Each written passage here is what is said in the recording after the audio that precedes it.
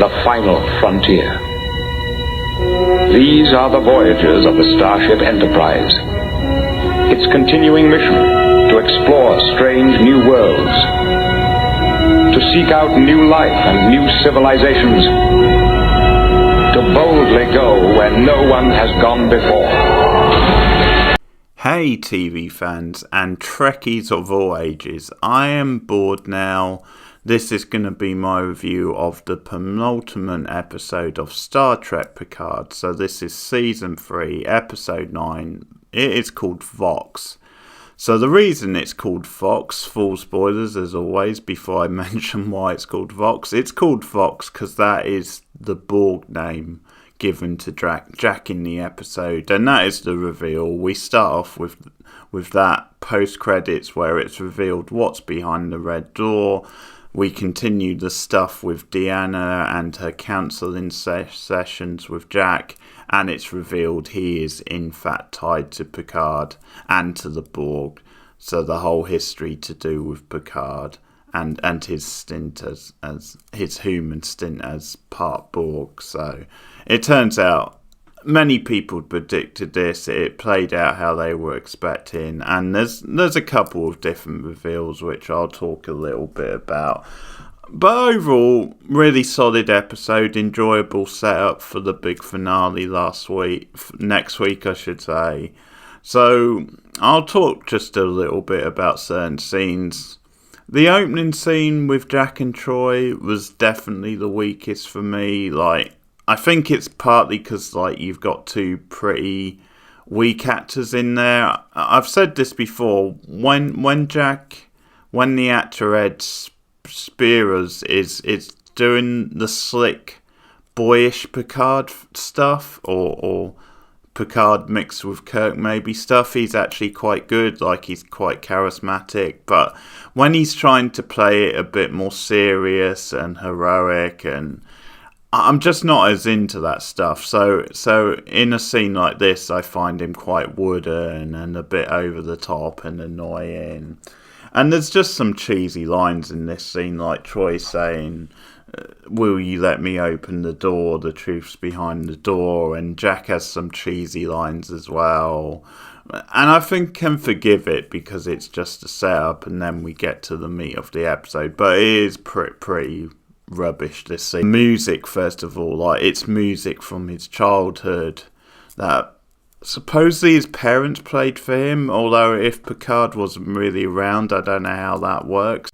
Then you have all these red vines swerving around this room, and Jack again is talking about how they relate to memories and how they're all linked somehow, and just this whole scene I thought was pretty bad because the visuals of it are quite bad and cheesy as well, for me at least. But in the end, he just runs out because what happens is then Troy realises first, she actually sees inside and realises what's going on, and it's when Jack runs out in frustration, then it's revealed what she's looking at, and it's revealed she's looking at the Borg cube. So that's kind of when we cut to credits, and we have stuff with Picard and with Jack and with his mother Beverly. So once it's revealed to him what he is, he just snaps and loses it, and just his whole answer is just to confront the Queen. Basically, that's what he wants to do. And for drama, that's what needs to happen. But it's he wants to confront it rather than what they're suggesting, which is there's a clinic where he can stay and they'll experiment, work on him, and he's just not up for that. He doesn't think that's a good idea, and he feels like they're patronising him, and he just storms off on a ship. Because he sort of has guards under control, his mind control, so they're stopping Troy from getting towards him. So that's kind of the setup, and where they have to go after him and bring him back, and slowly more things that are revealed about the DNA than it was new tech used and that's why they wanted Picard's body to like clone that and use it. And certain things, it's just, little things and just waffle, which is, it's fine for the plot. It is not really that interesting, but there's just certain things that's revealed, and Picard's DNA compared to Jack's was slightly different. So we find out than Jack was being used, than Jack's DNA and his like Borg side is used in a bit of a different way to Picard's. We find out then it's being used as a transmitter to communicate with other Borg members. So that's just, that's a thing where it turns out for many years this side was suppressed, but then gradually it slowly came out and it's just suddenly peaked.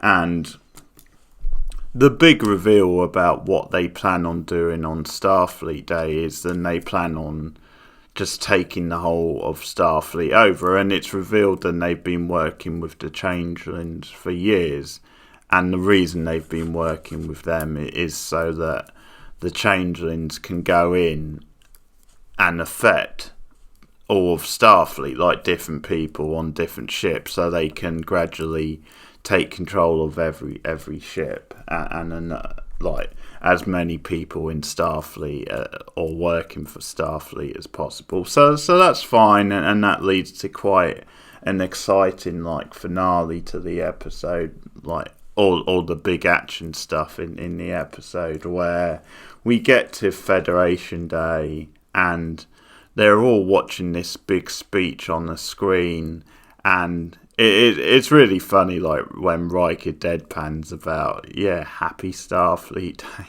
or happy Federation Day, and it's because like the speech being given is about all this new technology. So the sort of like the twist is then they're actually using the Borg technology. Picard makes the decision to infiltrate like this broadcast. He's been warned not to do this because they're like public enemy number one. The last resort, it's the only thing he can do. But when he starts talking and warning, the mission is cut out by you-know-who. And so we get this pretty exciting sequence. A number of people are infected and taken over by the Changeling, including Geordie's two daughters. So that's something I like, because once again it adds stakes.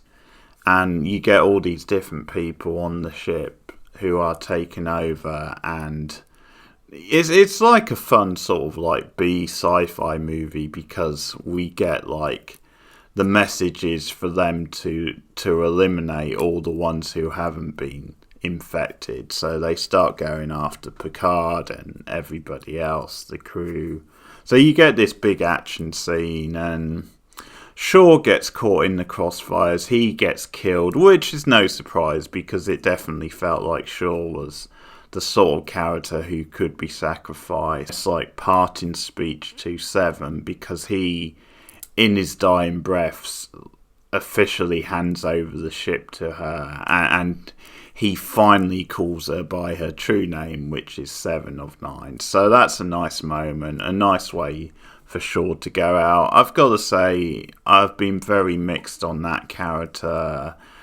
I like the actor well enough. I think he's a decent actor, and there's been good scenes with the character, but there's also been scenes and episodes where he's felt a bit useless, and his introduction, I found him a bit annoying. So I'd say overall a mixed bag. In the end, he turned out to be a better character than I was thinking. So that was good, and he definitely has a good death scene. But yeah, it's just a very up and down character, because in recent episodes he has felt a bit useless.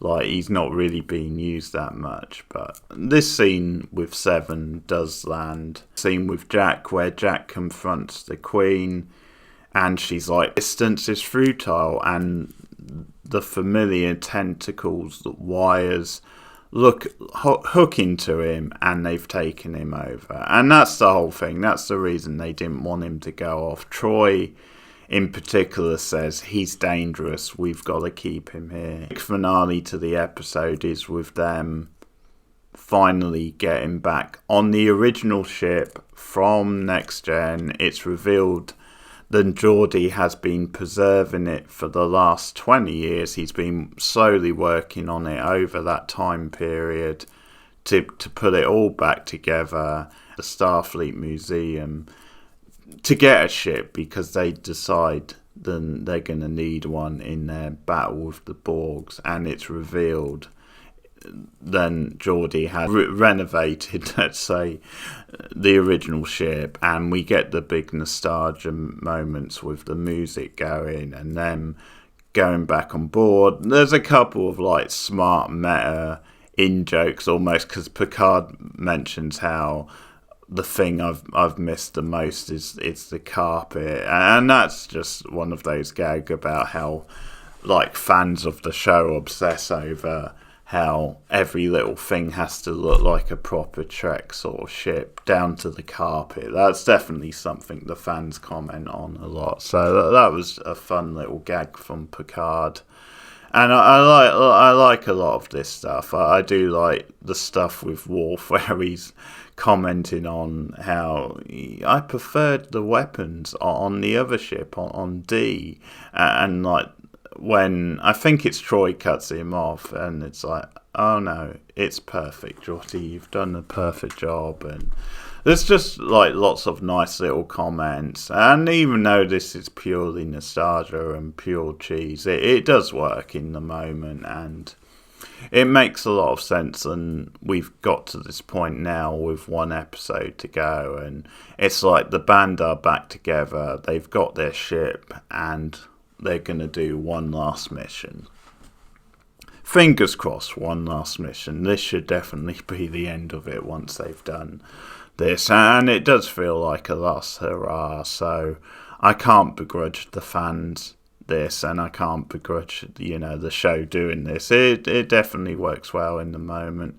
Speaking of Picard, I'll say Patrick Stewart is very good in this episode. The stuff with Jack earlier in the episode where he's trying to sell the threat of the Borg, and just how manipulative it can be, how it can like consume you. I thought that was some great acting from Stewart. Not surprising, but he's still got the chops when he's allowed to. But there's definitely times in this show where he hasn't really been allowed to show his full range. So that was definitely a scene where he got to do that. So that was good stuff. And yeah, overall, I thought this was a very enjoyable, very solid episode that set the table nicely for next week. It didn't really do anything spectacular, or it didn't really reinvent the wheel, but what it did was perfectly good and solid, and we got a decent action scene and some pretty good stakes set up.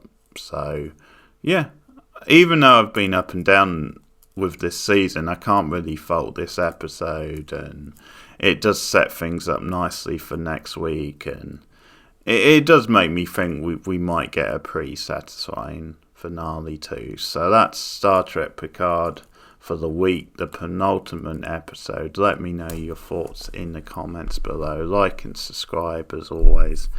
Share me out on social media. Look out for other new TV shows or current shows that I'm doing. I'm reviewing the current season of Yellow Jackets, and I'm also reviewing the 4th and final season of Succession, so you can check out those reviews as well.